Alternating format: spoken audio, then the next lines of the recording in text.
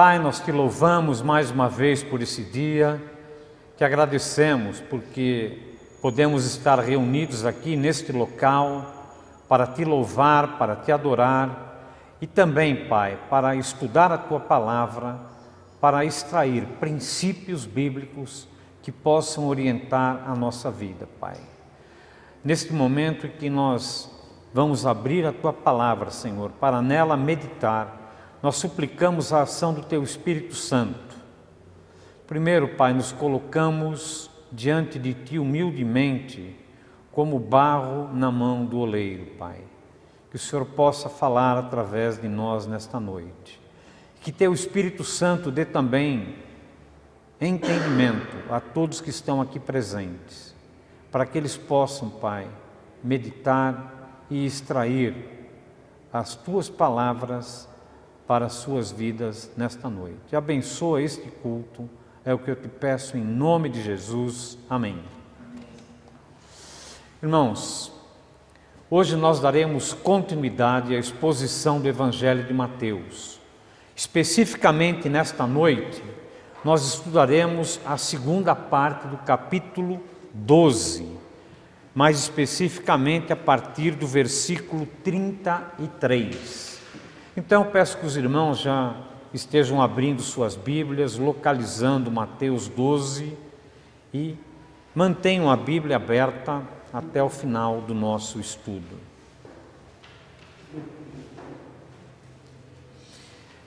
Enquanto estudamos o capítulo 12, também o capítulo 11, também o capítulo 10, em que Mateus narra determinados fatos, determinados episódios que ocorreram com o Cristo, com o ministério de Cristo, nós temos nesses capítulos como pano de fundo os fariseus e mestres da lei. Esses fariseus e mestres da lei, eles estavam perseguindo a Jesus, eles estavam incomodados com a pregação do Senhor Jesus. E quanto mais nós avançamos aqui no estudo, mais princípios nós temos para as nossas vidas, mas nós podemos perceber que essa oposição dos fariseus ao ministério do Senhor Jesus, não só dos fariseus, dos mestres da lei também, demonstra que eles estavam perdendo a autoridade junto ao povo judeu, que seguia Jesus por todos os lados. E o povo judeu estava mais interessado em ouvir as mensagens do Evangelho do Senhor Jesus do que os próprios mestres da lei, que tratavam do Antigo Testamento. E o povo também se sentia incomodado com a posição dos fariseus, que batiam no peito e gritavam: eu sou santo, graças a ti, ó Deus, porque eu não sou que nem estes outros. Então, esse tipo de situação está como pano de fundo do estudo dessa noite também, e vem vindo assim desde o capítulo 9. Pode mudar o... Nós vemos aí novamente um mapa do Mar da Galileia, e é nessa região que estão ocorrendo esses episódios que nós estamos estudando, inclusive nesta noite. Então, o fato é que a pressão, a perseguição e a conspiração dos fariseus se intensifica a cada momento. Mas, sem nenhum temor, Jesus continua o seu ministério e a pregação do Evangelho da salvação ao redor do Mar da Galileia. E como eu disse, Jesus era perseguido, era seguido, aliás, por uma grande multidão sedenta para ouvir a sua mensagem. Isso fez a tensão entre judeus, os fariseus e os mestres da lei, que o seguiam e perseguiam por toda parte, aumentar a cada momento. É interessante observar que não só a multidão acompanhava Jesus por todos os lados, mas os fariseus e os mestres da lei se revezavam, estavam atentos para ouvir tudo que ele falava e observar tudo que o Senhor Jesus fazia. Por quê? porque eles estavam procurando alguma coisa, algum motivo, alguma falha do Senhor Jesus, com o objetivo de condená-lo e condená-lo à morte de cruz. Então, aquela situação estava em ebulição, mas o Senhor Jesus continua tranquilo, seguindo o seu ministério. E eu insisto para que os irmãos se concentrem no texto, né, que nós vamos estudar nesta noite, procurem imaginar-se dentro do contexto que está sendo relatado. Ou seja, neste momento, a partir do versículo 33, o Senhor Jesus está num cenáculo. O que é o cenáculo? O cenáculo é uma grande sala que aquelas pessoas de maior posses naquele tempo tinham, uma grande sala que podiam reunir, né, amigos e também os irmãos da fé judaica. Então Jesus está exatamente dentro desse cenáculo, local em que ocorreram os fatos que nós vamos estudar agora. Ok. Então, no primeiro trecho, que vai do capítulo 12, versículo 33 até o 37, Jesus está exortando seus discípulos sobre a natureza do fruto, né? Então nós vamos ler agora Mateus 12, 33 até o 37. Eu peço que os irmãos acompanhem então a leitura. Ou fazei a árvore boa e o seu fruto bom, ou a árvore má e o seu fruto mau, porque pelo fruto se conhece a árvore. Raça de víboras, como podeis falar coisas boas sendo maus? Porque a boca fala do que está cheio o coração. O homem bom tira do tesouro bom coisas boas, mas o homem mau do mau tesouro tira coisas más.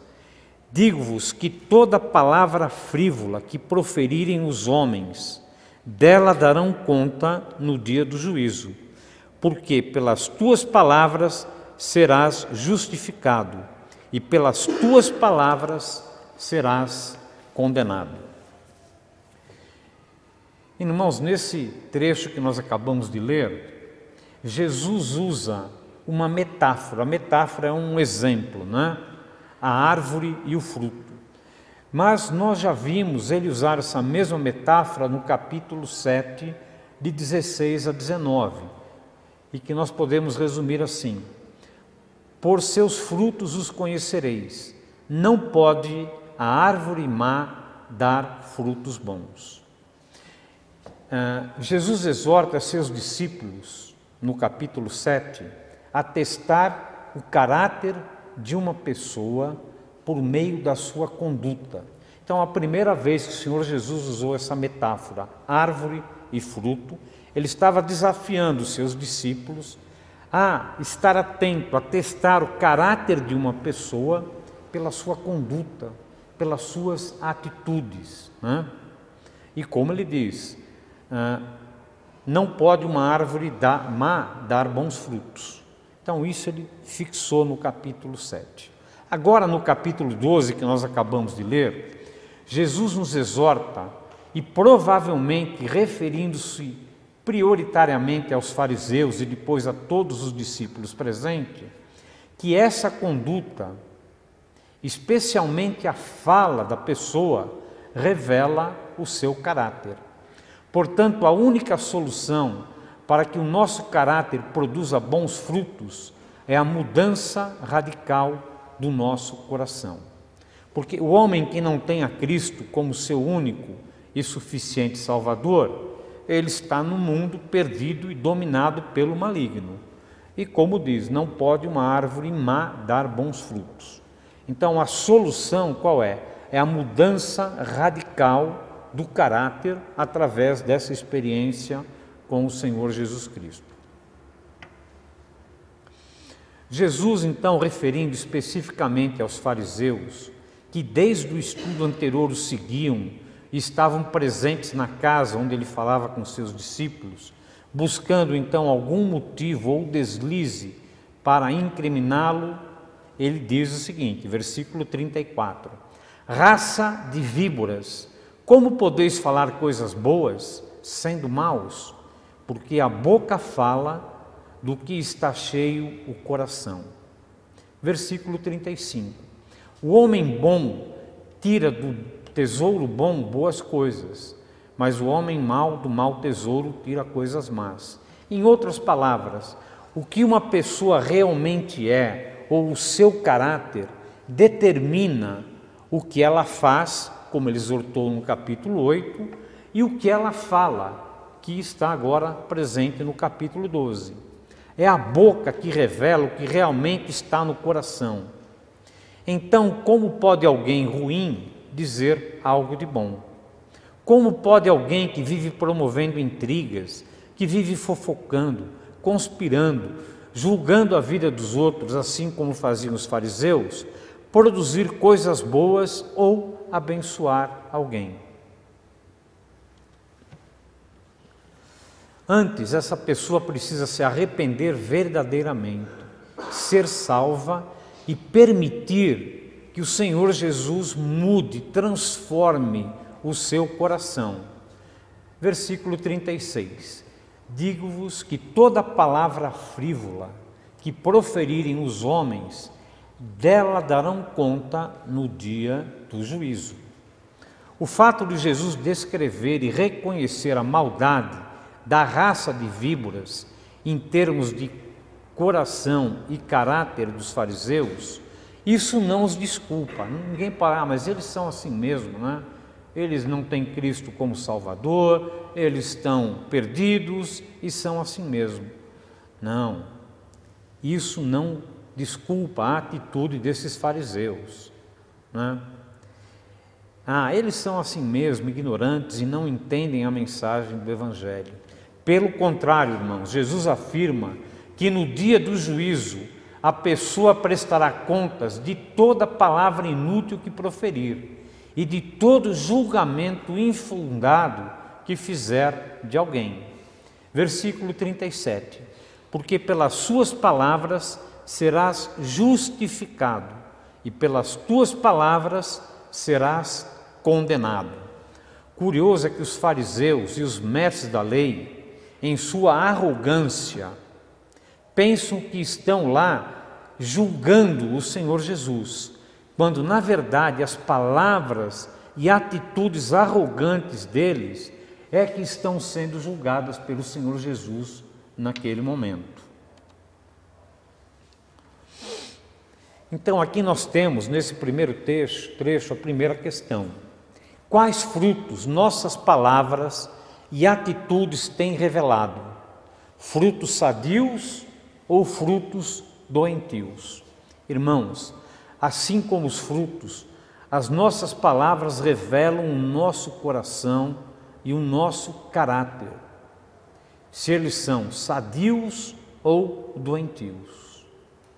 Se realmente fomos salvos e transformados em verdadeiros filhos de Deus, no dia final seremos justificados. Ou, se no dia do juízo final seremos condenados por nossas palavras imprudentes, que geram tanta dor, sofrimento e destruição aos que vivem ao nosso redor. Eu não posso responder nem julgar ninguém, mas eu posso afirmar que a mensagem de Cristo tem poder para transformar o nosso coração e produzir frutos sadios, ou palavras e atitudes sadias e construtivas. Pensem nisso. Se você ainda não tem Cristo como seu único Salvador, ainda há tempo. O Senhor Jesus quer transformar o seu coração, transformar as suas palavras e suas atitudes. Creia, Cristo está à sua disposição, basta você tomar uma decisão. Vamos ler agora o segundo parágrafo, que vai dos versículos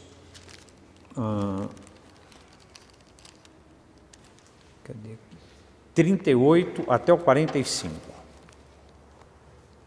Então alguns escribas e fariseus replicaram: Mestre, queremos ver de tua parte algum sinal.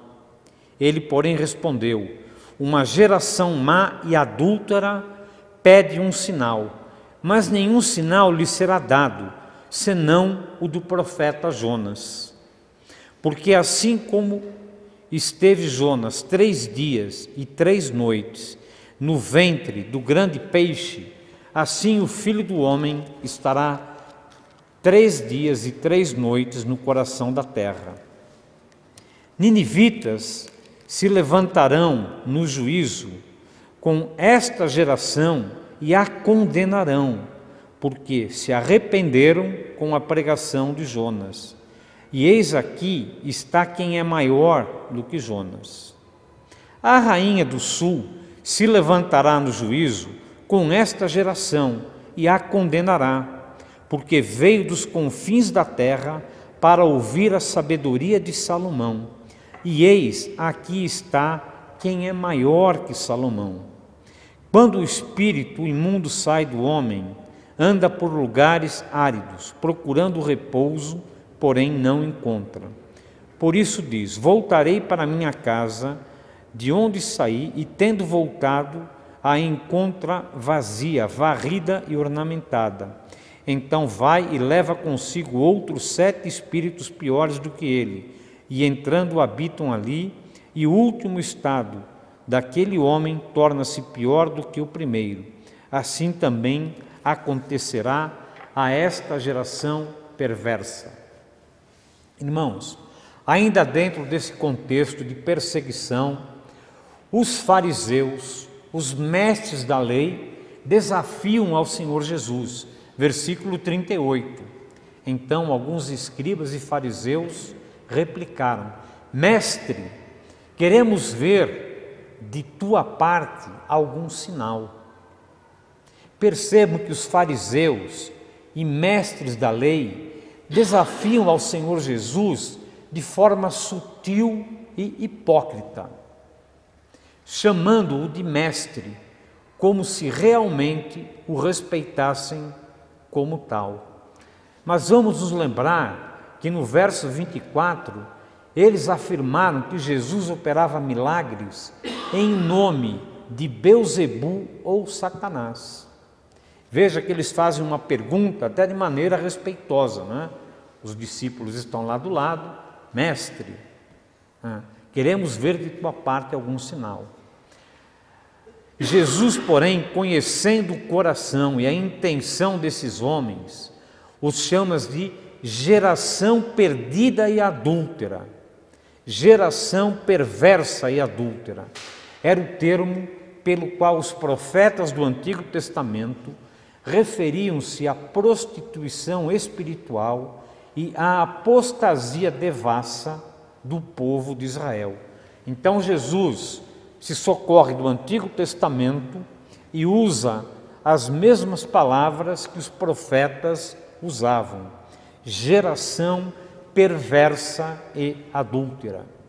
Então Jesus responde ao questionamento desses mestres e fariseus: nenhum sinal será dado, a não ser o sinal de Jonas. Mas espere, o que é o sinal de Jonas, né? Vamos avançar mais um pouco.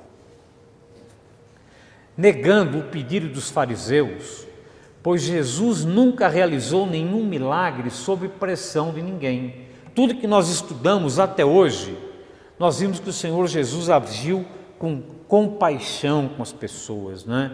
Ele teve compaixão, ele demonstrou amor pelas pessoas. Em nenhum momento nós vemos Jesus operando um milagre para se autopromover, ou Jesus operando um milagre atendendo a pressão de alguém ou de algum grupo.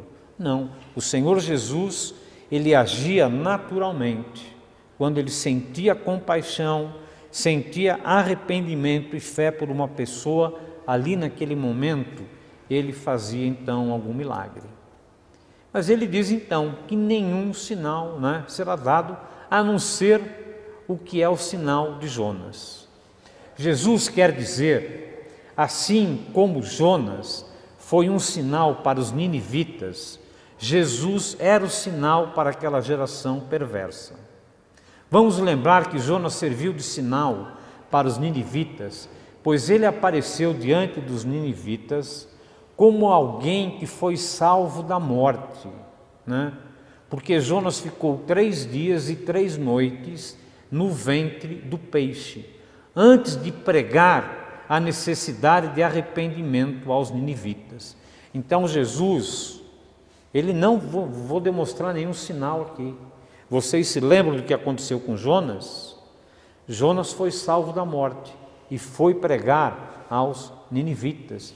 E os ninivitas se arrependeram e foram salvos. Isso implica que a pregação do Evangelho de Jesus seria atestada por uma libertação como a de Jonas.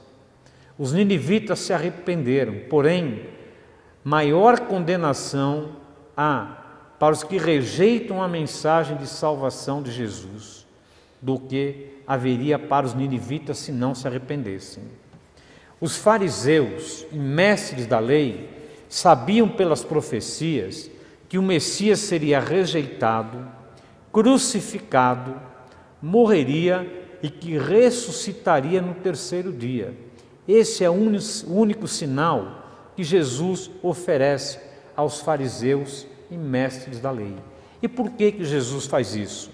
Porque Jesus, conhecendo o coração daqueles homens e conhecendo aqueles homens que eram estudiosos do Antigo Testamento, eles conheciam tanto a história de Jonas como a história ou as profecias referentes ao Messias prometido, que igual a Jonas, ele passaria 3 dias e 3 noites, entre aspas, morto, né? Mas que ressuscitaria no final. E Jesus termina assim: este é o único sinal que ele oferece. Por quê? Porque ele é maior do que Jonas. Em seguida, pode mudar. Ok. Em seguida, Jesus os repreende utilizando-se de outro texto do Antigo Testamento, né? Jonas 3,5. Os ninivitas creram em Deus e proclamaram um jejum e vestiram-se de panos de saco, desde o maior até o menor. Agora em Mateus, 12, 40 e 41. Porque assim como esteve Jonas 3 dias e 3 noites no ventre do grande peixe, assim o Filho do Homem estará 3 dias e 3 noites no coração da terra. Ninivitas se levantarão no juízo com esta geração e a condenarão, porque se arrependeram com a pregação de Jonas. E eis aqui está quem é maior que Jonas. E eis aqui, estava falando diretamente com eles, quem é maior que Jonas. Mas esta geração perversa não se arrepende com a pregação de quem é maior do que Jonas. Aí nós vamos para 2 Crônicas 9:8. É o segundo texto que o Senhor Jesus usa para falar com os fariseus e mestres da lei. Então, 2 Crônicas 9:8. Bendito seja o Senhor teu Deus, que se agradou de ti para te colocar no seu trono como rei para o Senhor teu Deus. Esse texto diz respeito quando a rainha de Sabá esteve visitando o rei Salomão. Então, voltando para Mateus agora, a rainha de Sabá se levantará no juízo com esta geração e a condenará, porque veio dos confins da terra para ouvir a sabedoria de Salomão. E ela diz: bendito seja o Senhor teu Deus. É assim que ela se expressa para Salomão. Mas esta geração perversa não se arrepende com a pregação de quem é maior do que Salomão e de quem é maior do que Jonas. E aí vem a segunda questão para nós. Os fariseus e mestres da lei se recusaram a aceitar Jesus e arrepender-se. Eles queriam sinais e prodígios, como por exemplo, que Jesus mudasse o lugar das constelações celestiais. É esse tipo de sinal que eles queriam, algo espetacular. Que Jesus saísse ali daquele cenáculo e olhando para o céu falasse: constelações, mudem de lugar. Ou então que Jesus, saindo da sala, apontasse para o céu e aparecesse lá: Jesus é o Messias, Filho de Deus, em letras garrafais e douradas. Eles estavam buscando algum sinal espetaculoso, algo muito importante para eles, né? Mas eles não estavam nem um pouco interessados nas palavras do Senhor Jesus, não estavam interessados na salvação que o Senhor Jesus oferecia, não estavam interessados no amor do Senhor Jesus e nem na sua compaixão. Mas, irmãos, nós temos que refletir. Os fariseus e mestres da lei, há exemplos de muitos que se dizem cristãos nos dias de hoje, buscam determinadas igrejas como se fosse um entretenimento e não um local que pudesse levá-lo a refletir sobre a sua vida, refletir sobre a sua vida cristã, sobre a sua vida espiritual e melhorar e progredir a cada dia. Não, muitos dos que se dizem cristãos nos dias de hoje buscam em determinadas igrejas entretenimento. Eles querem chegar, sentar-se confortavelmente e serem distraídos por grandes corais. Esse louvor é uma bênção, né? Ou por pregadores que mais parecem um stand-up man, ou contadores de histórias engraçadas, que o façam distrair, que prenda a atenção e que os faça rir. Irmão, o que você realmente está buscando na igreja? Vamos ver aqui a segunda questão. O que move a nossa fé? A razão ou a emoção? Buscamos mensagem de perdão e transformação ou buscamos sinais de emoção e entretenimento? Precisamos refletir o que nós estamos buscando. Okay? Vamos agora para a parte final, que ela está ainda dentro desse contexto de perseguição dos fariseus ao Senhor Jesus. Vamos ler então agora o parágrafo compreendido pelos versículos 46 a 50. E eis que sua mãe e seus irmãos estavam do lado de fora, procurando falar-lhe. E alguém disse: tua mãe e teus irmãos estão lá fora e querem falar-te. Porém ele respondeu aos que lhe trouxera o aviso: quem é minha mãe e quem são meus irmãos? E estendendo a sua mão para os discípulos, disse: eis aqui minha mãe e meus irmãos, porque qualquer que fizer a vontade do meu Pai Celeste, esse é meu irmão e minha mãe. Jesus continua então falando à multidão, provavelmente ainda dentro do cenáculo, né? Ou daquela sala muito grande. Versículo 46. Fala ainda Jesus ao povo: e eis que sua mãe e seus irmãos estavam do lado de fora, procurando falar-lhe. Para que nós possamos entender melhor o contexto em que Jesus disse essas palavras, nós vamos procurar conjecturar, pensar nas possibilidades, né? O que levou a família de Jesus sair de onde estava e dirigir-se até aquele cenáculo onde Jesus estava falando com os seus discípulos. Nós temos que lembrar que Jesus já vinha sendo atacado pelos fariseus e mestres da lei há algum tempo. Ele já tinha sido acusado de agir em nome de Belzebu, Mateus 12, 24. E essa situação, esse clima que estava ocorrendo na região da Galileia, pode ter motivado a família de Jesus a se preocupar com ele, se preocupar com a vida dele, pois eles sabiam muito bem como agiam os fariseus e mestres da lei quando eles estavam perseguindo alguma pessoa. A pessoa seria condenada e certamente seria morta, porque eles eram assim muito, como é que eu posso dizer, astutos na procura de alguma falha, né, de alguma atitude para poder levá-los ao sumo sacerdote e determinar a condenação, prisão ou morte dessas pessoas.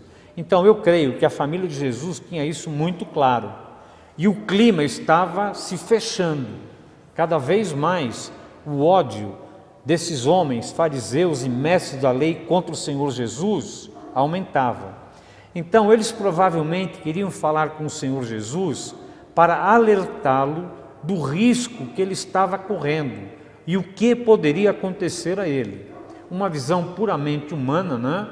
Pois eles não tinham ainda a noção de que o Senhor Jesus era o próprio Deus, onisciente, onipresente, onipotente, que estava com controle de toda aquela situação.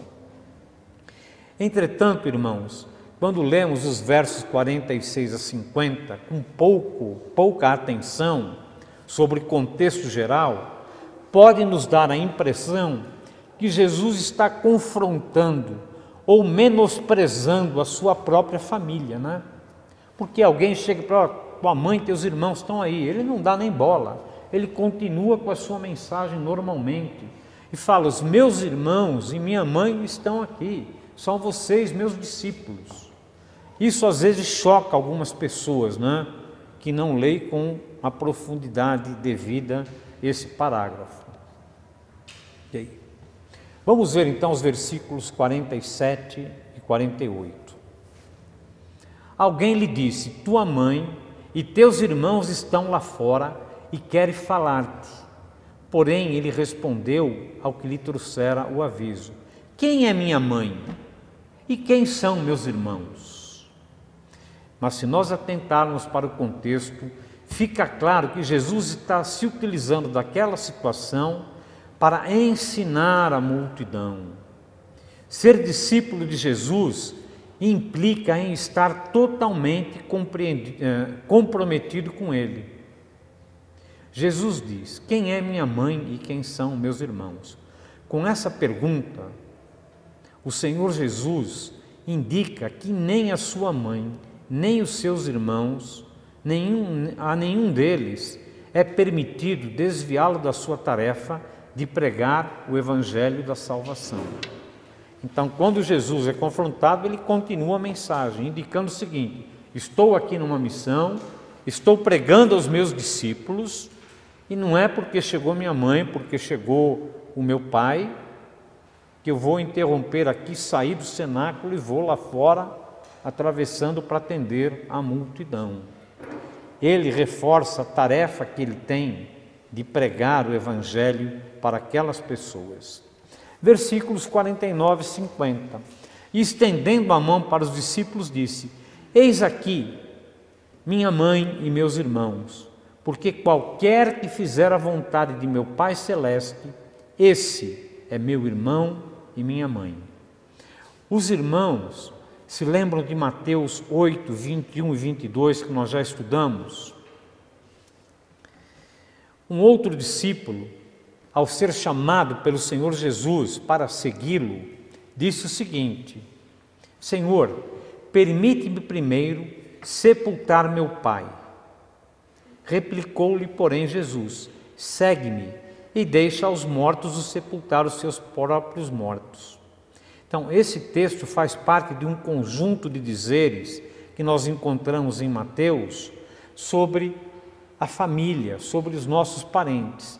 Esse homem que foi chamado pelo Senhor Jesus falou: olha, gosto da sua mensagem, eu quero te seguir, mas dá um tempo, deixa eu sepultar primeiro o meu pai, depois eu vou te seguir. Só que o pai desse homem nem doente estava, né? Sei lá, poderia se passar 5, 10, 15 anos para que isso ocorresse. Mas o Senhor Jesus foi muito contundente, né? Segue-me e deixa os mortos sepultar os seus próprios mortos. Vamos avançar mais um pouco. No contexto, nós percebemos que alguém queria seguir a Jesus, né? Mas ele queria primeiro sepultar o seu pai. Então, a esse pedido, Jesus respondeu: deixa que os mortos sepultem os seus próprios mortos. Jesus Cristo parece convidar o discípulo a transgredir o quarto mandamento, que nos manda honrar pai e mãe. Será que é isso? Quando Jesus responde para ele: olha, deixa que os mortos sepultem seus próprios mortos, deixa teu pai para lá. Será que Jesus está ensinando ou induzindo aquele homem a transgredir o quarto mandamento, honra teu pai e tua mãe? Nós vamos avançar agora para os versículos 49 e 50. E estendendo a mão para os discípulos disse: eis minha mãe e eis meus irmãos, porque qualquer que fizer a vontade de meu Pai Celeste, esse é meu irmão e minha mãe. Nós percebemos então, dentro desse contexto e dentro dessas falas do Senhor Jesus, não só no final do capítulo 12, mas desde o início, né, que Jesus, ele está ensinando a seus discípulos que os laços espirituais são muito mais importantes que os laços de sangue que possam nos unir, seja pai, seja mãe, irmãos, seja lá quem quer. Vamos voltar para João 1, 12 a 13, que diz o seguinte: mas a todos quantos os receberam, deu-lhes o poder de serem feitos filhos de Deus, a saber, aos que creem no seu nome, os quais não nasceram do sangue, nem da vontade da carne, nem da vontade do homem, mas da vontade de Deus.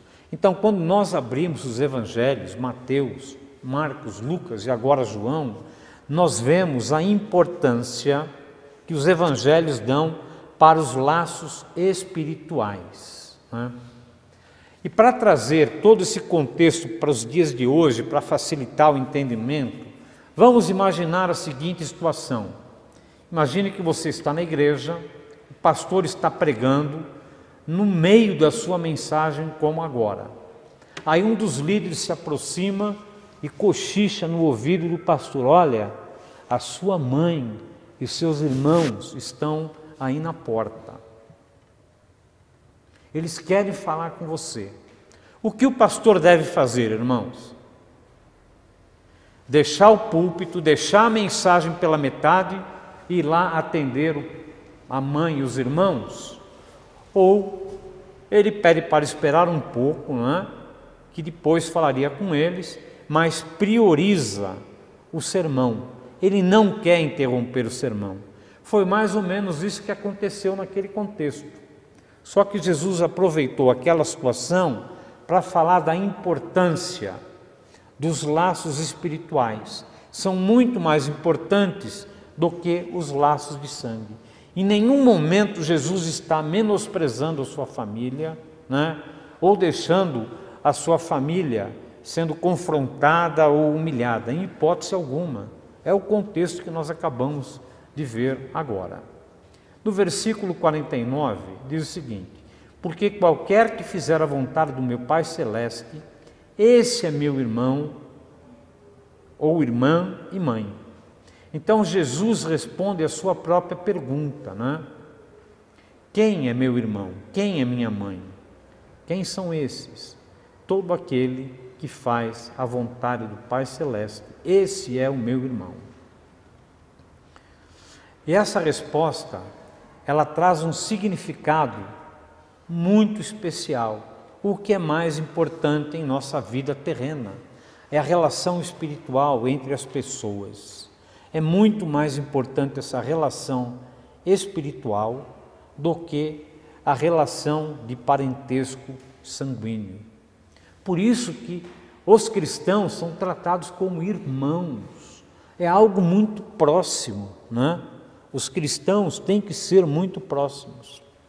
Em outras palavras, nós, como cristãos, somos mais próximos daqueles que fazem a vontade do Pai. Eu vou dar um exemplo bem prático agora.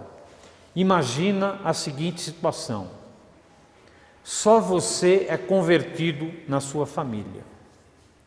Chega uma ocasião especial, um casamento, ou um jantar de final de ano, ou a ceia de Natal, sua família te convida e você vai lá participar, ter comunhão com eles. Por quê? Afinal, eles são sangue do meu sangue, não é isso? Mas você é o único convertido em toda a família. Você está presente lá. E o que você acaba vendo? Sempre tem um cunhado trapalhão, bêbado, falando um monte de asneira, falando palavrão, falando indecências perto de você, perto do teu filho, dos teus filhos, né? Não tem menor respeito por ninguém, e todo mundo acha aquilo engraçado, que legal. Você acaba se sentindo constrangido, né, de estar presente naquele local, mas são seus parentes. Você está lá teu irmão, teu pai, tua mãe, primos, né, cunhado, está todo mundo lá se divertindo e tal, e você faz parte daquela família.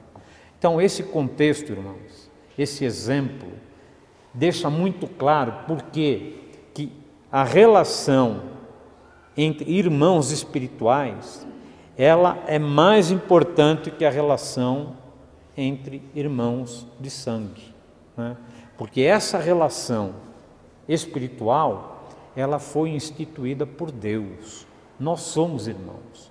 Agora imagina, chegou final de ano, vamos ter aqui uma cantata de Natal e depois vamos celebrar a ceia do Senhor, né? E vamos ter aqui momentos de comunhão. É totalmente diferente do que você está num outro local com seus parentes, né? E às vezes sendo zombado, estão fazendo bullying com você porque você é cristão. Então é dentro desse contexto que o Senhor Jesus não atende imediatamente e ensina os discípulos a importância da comunhão espiritual entre as pessoas. Evidentemente, nós somos muito mais próximos daqueles que fazem a vontade do Pai do que os nossos parentes sanguíneos. Eu não estou aqui dizendo, irmãos, que nós devemos abandonar ou não honrar a nossa família que não é convertida. Muito pelo contrário, nós temos que levar o Evangelho de Cristo para eles. Nós temos que trazer ele, para além de serem parentes de sangue, serem também irmãos espirituais e que possamos todos juntos crescer na fé. É isso que eu estou dizendo, não estou dizendo para ninguém mais visitar parentes em festas especiais, nada disso, né? Mas apenas demonstrando como nos sentimos nessa situação. Nós temos realmente nessas situações um desejo que todos se convertam a Cristo. Mas o Senhor Jesus fala então que os irmãos são aqueles que fazem a vontade do Pai. E quem é que faz a vontade do Pai? É aquela pessoa que se arrependeu dos seus pecados e não volta a cometê-los, que já aceitou a Cristo como seu único e suficiente Salvador, e que em gratidão agora vive para a glória de Deus. São essas pessoas que atendem essas características que são nossos verdadeiros irmãos espirituais. E a grande ideia, então, dessa mensagem dessa noite é isso. O homem que aceita a mensagem de Cristo tem o seu coração e o seu caráter transformado, passando a oferecer a todos os frutos sadios da salvação. E o desafio que nós temos nessa reflexão é esse. Você já teve o seu coração transformado, e por ter tido o coração transformado, tuas palavras e tuas atitudes estão abençoando aos outros, ou você ainda está com aquele coração não transformado, né? Aquele fruto mau que só gera contendas, intrigas, fofocas e que dá um péssimo testemunho com as suas ações, além das suas palavras. Vamos ter alguns instantes de oração silenciosa e vamos refletir sobre o texto que nós lemos nesta noite e buscar que o Senhor Jesus nos mostre aonde nós ainda estamos falhando, porque nenhum de nós é perfeito. E quais são os pontos da nossa vida que ainda precisam ser transformados pelo Senhor Jesus. Vamos orar em oração silenciosa?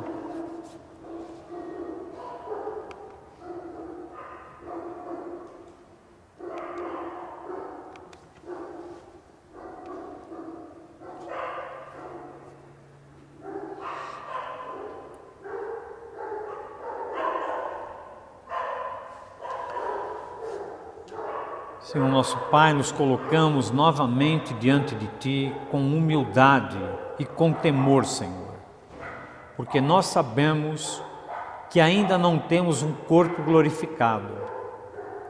Nós ainda, Pai, estamos sendo transformados. A cada dia a nossa vida está sendo transformada. A cada dia o nosso coração está sendo transformado por Ti. Mas nós queremos suplicar a Ti mais misericórdia, Pai, porque nós sabemos que nessa caminhada, até que possamos estar vivendo contigo no novo céu e na nova terra, até aquele momento que teremos realmente o nosso corpo glorificado, nós ainda tropeçamos, nós ainda não somos perfeitos, Pai. Mas nós clamamos que Teu Espírito Santo nos incomode, nos mostre cada vez que proferirmos alguma palavra negativa. Que Teu Espírito Santo nos incomode cada vez que a nossa palavra não contribua para a edificação das pessoas que estão ouvindo. E nós clamamos também, Pai, por perdão por nossas atitudes negativas. E queremos afirmar, Pai, nós queremos ser a cada dia mais parecido contigo. E suplicamos por isso, Senhor. Nos ajude, que Teu Espírito Santo nos fortaleça nessa grande missão. Eu oro em nome de Jesus. Amém.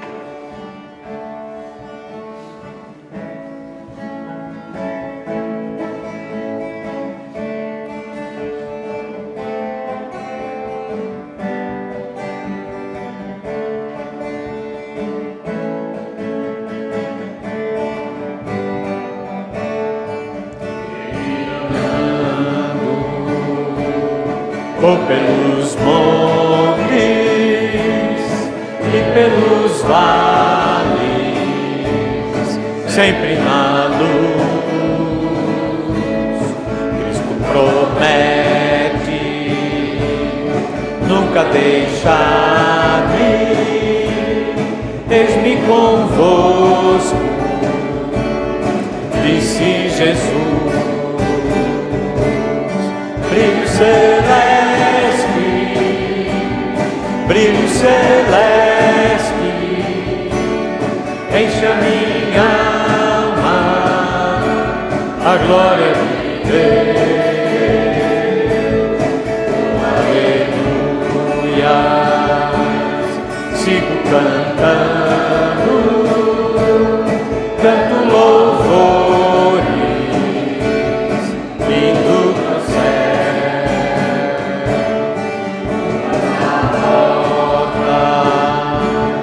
no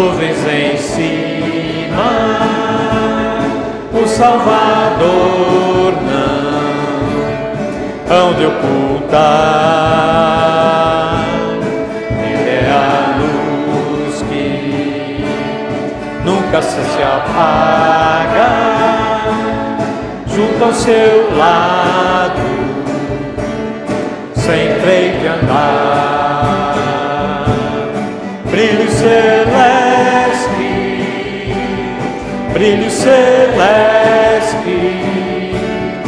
enche a minha alma, a glória de Deus.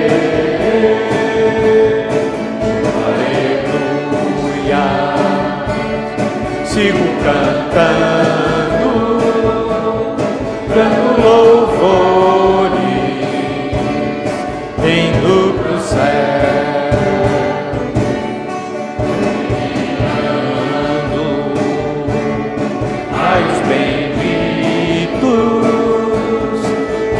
Conduzem para a mansão, mais e mais perto, mestre seguindo, canto os louvores da salvação. Brilho celeste, brilho celeste, enche a minha alma, a glória de Deus. Oh, aleluia, sigo cantando, canto louvores, indo pro céu. Amém. Os irmãos podem sentar. Nós vamos ser despedidos com a bênção apostólica. A graça do Senhor Jesus Cristo, o amor de Deus e a comunhão do Espírito Santo sejam com todos nós, agora e para sempre. Amém.